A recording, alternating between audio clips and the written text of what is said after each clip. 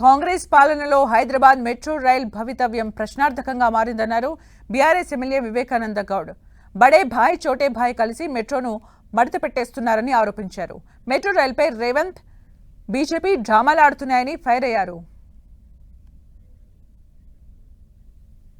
బడే భాయ్ చోటే భాయ్ కలిసి ఈ యొక్క మెట్రో హైదరాబాద్ మెట్రోని మడత పెట్టే ఒక ఆలోచన కనపడుతుంది తప్ప దీన్ని ముందుకు తీసుకునే పరిస్థితి స్పష్టంగా కనపడతలేదు. ఇప్పుడు ఏమైతుందో ప్రశ్నార్థకంగా మారింది. మెట్రో రైలు నిర్వహణ ప్రశ్నార్థకంగా మారిపోయినది.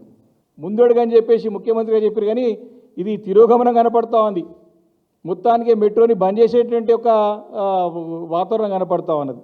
ఇదే మెట్రో గురించి కేంద్రం సహకారం అందకపోయినా ఆ రోజు ముఖ్యమంత్రిగా ఉన్నటువంటి కేసీఆర్ గారు దిగ్విజయంగా సక్సెస్ఫుల్గా ఫేజ్ 1 పూర్తి చేసి మళ్ళీ మెట్రో రాయదుర్గం నుంచి ఎయిర్పోర్ట్ కనెక్టివిటీకి అన్ని మంజూరులు తీసుకొని పని ప్రారంభం చేస్తే చాతగానిటువంటి యొక్క దద్దమ్మ ప్రభుత్వం, దద్దమ్మ ముఖ్యమంత్రి దాన్ని రద్దు చేసి ఒక్క పని కూడా ప్రారంభం చేసుకోవడంలో మరి సఫలీకృతం కాక విఫలమైనటువంటి ముఖ్యమంత్రి రేవంత్ రెడ్డి.